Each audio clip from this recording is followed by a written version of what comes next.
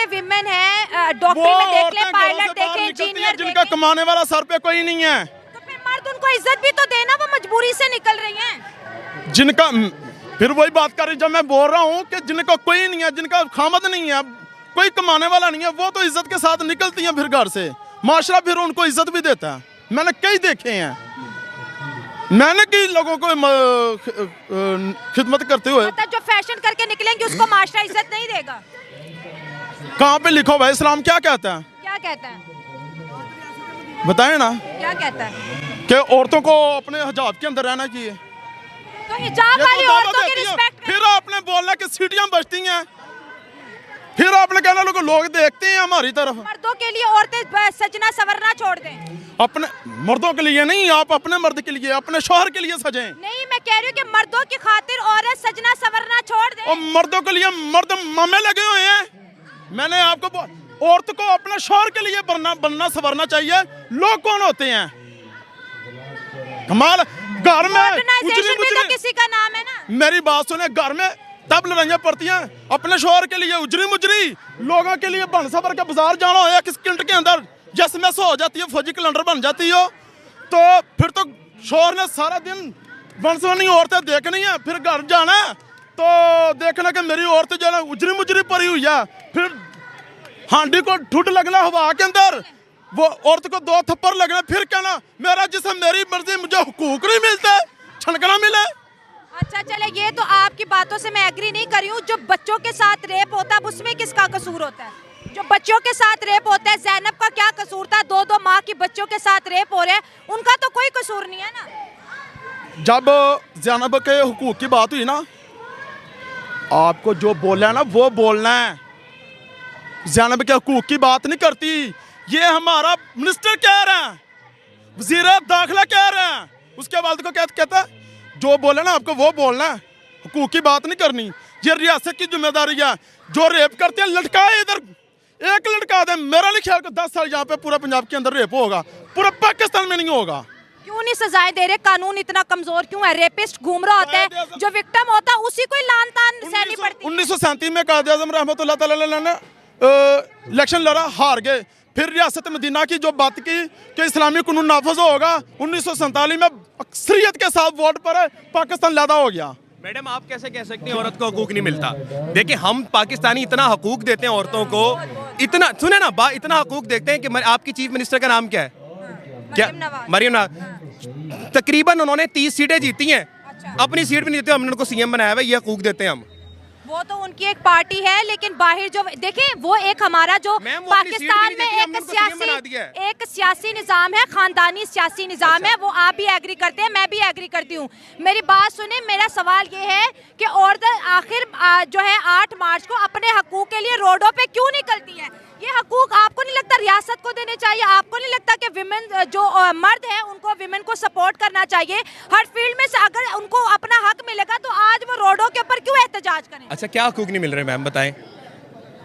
Force marriages है sir, rape है, child marriages है। आर्टिकल 258 के तहत तमाम आइन्स बने हुए हैं, कॉन्स्टिट्यूशन। यही तो अब मैं आपको इम्प्लीमेंट बताता हूँ, जरा गौर सुनिएगा, इम्प्लीमेंट क्या नहीं हो रहे। आप 2015 में सिंध के अंदर 12 लोगों को पकड़ा गया जिन्होंने फोर्स मैरिज करवाएंगे। पंजाब में 72 लोगों को तकरीबन इमरान खान साहब के दौर 2019 से लेकर 2020 तक उनको अरेस्ट किया गया। सबसे पहली चीज़, आपने यहाँ पर ज़ैनब कत्ल की बात की, बिल्कुल ठीक है, ज़ैनब कत्ल की बात की आपने, इंतहाई जुल्म हुआ, पूरा मुल्क उस बंदे को मारने के लिए निकला। लेकिन आज यहाँ पर मुझे बताएं ना, रेहाना डार औरत नहीं थी? रेहाना डार का आपको पता है? यही पंजाब पुलिस इसने थप्पड़ मारे उसके मुंह के ऊपर। अभी पिछले दिनों की बात है, कल की ही बात है, जब नरेंद्र मोदी वहां पर विजिट पर गए हुए थे, वहां की कश्मीरी खवातीन ये कह रही थी कि अब यहाँ पर पथराव नहीं होता, अब कश्मीर में जो है इमरजेंसी नाफिज नहीं होती, हमारे बच्चे स्कूल जाते हैं, मजदूर डेली मजदूरी के लिए जाता है, दुकानें खुलती हैं, रोजगार बढ़ता है। कश्मीरी तो बार बार मोदी सरकार के नारे लगा रहे हैं, आप किन कश्मीरियों की बात कर रहे हैं? ये तो तस्वीर का एक रुख है ना जो आपको इंडिया मीडिया दिखा रहा है। आप बाकी इंटरनेशनल मीडिया को देखें, वो कौन से कश्मीरी हैं जो ये कह रहे हैं कि हम नरेंद्र मोदी के साथ हैं? कश्मीरी क्या कहेंगे? खुद इंडिया में आप जाकर देखें, इंडिया में कौन है जो नरेंद्र मोदी के साथ है? वो फार राइट पार्टी है जिसने वहाँ जो हिंदू नेशनलिज्म की बेस पर इतने लोगों का वहाँ कत्ल करवाया है। ये तो वो खूनखार दरिंदा है मोदी। आप किस मोदी की बात करती हैं? मुझे इंडिया के प्राइम मिनिस्टर नरेंद्र मोदी की ही बात कर रही हूँ। आप यकीन करें कि इंडिया में रहने वाले मुसलमान भी यही कह रहे हैं कि अब की बार मोदी सरकार 2 टर्न्योर नरेंद्र मोदी साहब के आए और कह रहे हैं कि अगला टर्न्योर भी उन्हीं का ही है। जाहिर है किसी सियासतदान में कोई तो क्वालिटीज होंगी ना कि वो बार बार जो है सियासत में आ रहा है। अब देखें कि उन्होंने इंडिया की डेवलपमेंट पर कितना काम किया। जम्मू कश्मीर की आप वीडियोस देखें, सोशल मीडिया भरा पड़ा जम्मू कश्मीर की वीडियो से।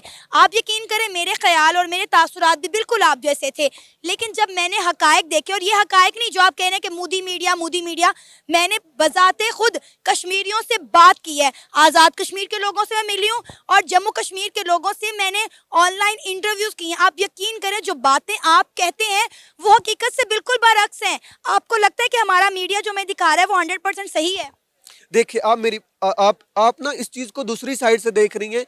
देखें, अगर आपको लगता है कि नरेंद्र मोदी के साथ है, जो कश्मीर की अवाम है वो नरेंद्र मोदी के साथ है, तो नरेंद्र मोदी क्यों नहीं वो सिक्योरिटी काउंसिल में जाता, जो उनका बुनियादी हक है, जो रेफरेंडम हुआ था कि जो कश्मीर के लोग हैं वो वोटिंग के जरिए अपना चुनाव करेंगे कि वो इंडिया के साथ होना चाहते हैं या पाकिस्तान के साथ होना चाहते हैं। तो अगर नरेंद्र मोदी को लगता है कि जो कश्मीर की अवाम है वो उसके साथ है, तो वो उनको आज़ादी इज़हार राय का हक दे, वो वहाँ इलेक्शन करवाए। तो यहाँ पे और भी बहुत सी ऐसी सर्विसेज जब कश्मीर के लोग प्रोवाइड करेंगे, उन्हें भी पैसे मिलेंगे और कश्मीर भी आगे जाएगा। लेकिन ये क्यों नहीं हो पा रहा? मतलब ये इतना खूबसूरत एरिया आपको कहीं पे यहाँ पे आपको कोई नजर आया हो कि हाँ भाई ये एक अच्छी प्लेस है, अच्छा होटल है? बहुत सी अच्छी प्लेस है, बहुत सी इस एरिया में। ये जो पीर चनासी, अभी तो हम वहाँ जा नहीं सकते, बर्फे पड़ी है, यहाँ तक हम आए हैं। बहुत अच्छा प्लेस है, मौसम बहुत अच्छा है। और दूसरी बात यह है ना कि यहाँ लोग इस वजह से नहीं आना चाहते कि लोगों के दिल में ये बात होती है कि कश्मीर में जंग है, बॉर्डर है, इंडिया है। ऐसी कोई बात नहीं है। यहाँ पे मैं पहले बहुत मरतबा आया हूँ, बहुत मरतबा मैं इंडिया उधर बॉर्डर पे भी गया हूँ, नीलम साइड पे भी गया हूँ, टोली पीर भी गया हूँ, यहाँ आ जाया हूँ, तो कोई परेशानी वाली बात नहीं। बॉर्डर पे इंडिया वाले वहां से हमें हाई हेलो करते हैं, ठीक है, तो अस्सलाम हमारे साथ करते हैं, हमने सामने दरिया के दूसरी साइड पे खड़े होकर हमारे साथ बातें करते हैं। तो बहुत अच्छे लोग हैं और इंडिया और पाकिस्तान के दरमियान में कोई ऐसा मसला नहीं, बॉर्डर पे कोई परेशानी वाली बात नहीं है, कुछ भी नहीं है। अगर लोग आना चाहते हैं और टूर के लिए आना चाहते हैं तो बहुत अच्छी बात है, ये बहुत अच्छी बात है। आप लोगों को आना चाहिए, टूर करना चाहिए। ये चीज और क्या खूबसूरत होता कि अगर हमारे जो नेशनल लेवल पे, इंटरनेशनल लेवल पे भी रिलेशन बेहतर होते हैं इंडिया के साथ, और आप कह रहे हैं कि हम यहाँ से खड़े होकर उन्हें हेलो करते हैं या सलाम दुआ करते हैं, यही रिलेशन बेहतर होते हैं, हम वहाँ या वो यहाँ पे आ सकते हैं। कम से कम टूरिज्म के लिए तो आ सकते हैं। टूरिज्म के लिए बिल्कुल आना चाहिए। ये मामला हमारे अच्छे होने चाहिए और ये हमारी हुकूमत को सोचना चाहिए, हमारे हुक्मरानों को सोचना चाहिए। अच्छा, यहाँ पे आपने बोला कि भाई हम देखते हैं बॉर्डर के इस साइड पे खड़े होके या दरिया की साइड पे खड़े होके इंडिया की दूसरी साइड देखते हैं इंडिया को, तो क्या वहाँ पे डेवलपमेंट देखने को मिलती है? वहाँ पे आपको टावर देखने को मिलती हैं या क्या चीजें ऐसी देखने को मिलती हैं जो यहाँ पे नहीं है? ये यहाँ पे कौन सी ऐसी चीजें हैं जो वहाँ पे नहीं है? हमने जो देखी है चीजें, यहाँ पे है कि बाज़ औक़ात टावर नहीं होते, रोड किसी जगह सही नहीं होता और होटल वगैरह नहीं मिलते, लेकिन अभी आहिस्ता आहिस्ता जो है ना बन रहे हैं, रोड भी बन रहे हैं, मामलात हो रहे हैं, बेहतरी की तरफ गामजद है अभी मामलात। आप और दुनिया में रहने वाले लोगों का टैलेंट के हवाले से, पोटेंशियल के हवाले से अगर आप कंपैरिजन कीजिए तो आज़ाद कश्मीर के लोग किसी सूरत किसी बात में कम नहीं है। ठीक है, लेकिन उस तरीके से सामने नहीं आता। अभी हम रिकॉर्डिंग कर रहे हैं और रिकॉर्डिंग करने के दौरान ही लाइट जा चुकी है। लाइट की क्या सिचुएशन रहती है? आती जाती है या आती रहती है? यहाँ लाइट का दारोमदार दुआओं के साथ ज्यादा सिलसिला जुड़ा हुआ है। ठीक है, कि दस्ते दुआ बुलंद रहता है कि आ जाए और न जाए। ठीक हो गया, लेकिन यह है कि 1 घंटा आती है, 1 घंटा जाती है। अजीब, मैंने कहा कि या तो कोई शेड्यूल होता तो हमारी दुआओं के लिए भी प्रॉपर टाइम होता। हम तस्बीहें और हाथ बुलंद करके बैठे रहते हैं कि हमारे रिसोर्सेज का कुछ तो आउटकम, कुछ तो कंसिक्वेंसेस, कुछ तो बेनिफिट्स, एडवांटेजेस हम तक पहुंचे। और जंग भी कोई नहीं लड़ी और मुल्क अंधेरों में डूबा है। नहीं, जंगें वैसे कश्मीर के नाम पे लड़ी तो है, लॉन्ग बिफोर। इस लोड शेडिंग की कोई काज जंग नहीं है। ठीक है, लेकिन आप जैसे कह रहे हैं कि आपके जो रिसोर्सेज हैं, आपके यहाँ से बिजली बनती है, दरिया यहाँ पे मौजूद है, यहाँ से बिजली बन के दूसरे पाकिस्तान के एरियाज में जाती है, तो ये यूथ जो सी है, नौजवान हैं, स्टूडेंट्स हैं, जब उन्हें इस चीज़ का अंदाज़ा होता है, आपको नहीं लगता थोड़ा सा दुखी सा या एक थोड़ा सोचते होंगे? अगेन आई अप्रिशिएट यू कि गुफ्तगू में जब हम यहाँ तक पहुँचे हैं तो आपने वर्ड यूज़ किया कि दुखी होना और दुख महसूस करना, बात इससे आगे है। ठीक है। आप मुजफ्फराबाद में बैठे हैं, आज़ाद कश्मीर के कैपिटल में, यहाँ बाकायदा ऑर्गेनाइज्ड मूवमेंट्स अब काम कर रही हैं हमारी नौजवानों की, दोस्तों की। अवामी एक्शन कमेटी मौजूद है जो कई माह से इसी एग्जांपल ले लीजिए इलेक्ट्रिसिटी के इशू की, जो बिल लोग जमा नहीं करवा रहे आज़ाद कश्मीर में। वो कहते हैं कि हमें पाकिस्तान से बिजली नहीं चाहिए। चाहिए या ना चाहिए का सवाल तो शायद वो नहीं करते। हाँ। वो ये कहते हैं कि जो हमारे राइट्स हैं वो हमें नहीं मिल रहे। ठीक हो गया। अच्छा, क्या कहना चाहेंगे यहाँ में और वहाँ में, बॉर्डर के इस साइड के कश्मीर और उस साइड के कश्मीर में क्या फ़र्क है? सोशल मीडिया की अगर बात कर लें, यूनिवर्सिटीज़ की एजुकेशन की बात कर लें, या यूथ की सोच की बात कर लें, यहाँ की सोच में मैं इस सवाल के जवाब में समझता हूँ कि शायद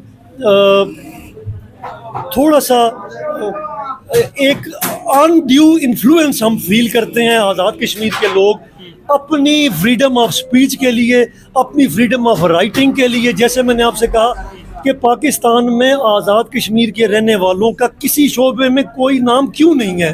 ठीक है, तो उस साइड का क्या कहना चाहेंगे? मैं अगर मेरी जाती राय पूछें, यासिर अब्बास की राय पूछें, जिससे आपको एग्री और डिसएग्री का भरपूर हक है, मैं समझता हूँ कि उस तरफ कहीं ज़्यादा बेहतर फ्रीडम है, फ्रीडम ऑफ स्पीच है, फ्रीडम ऑफ ओपिनियन है हमारी निस्बत। ठीक हो गया। अब पाकिस्तान के हमारे जो मीडिया है वहाँ पे क्या चीज़ दिखाई जाती है, और हम यहाँ पे प्रैक्टिकली आके, फिजिकली आके जो चीज़ ऑब्जर्व कर रहे हैं, यहाँ के कश्मीर के लोगों से जो चीज़ें पूछ रहे हैं वो सबके सामने है। अच्छा, अगर ऐसे ही चलता रहा तो आपको नहीं लगता कि अभी तो ये कुछ टाइम के लिए हम छुपा सकते हैं, लेकिन सच कभी छुपता नहीं है।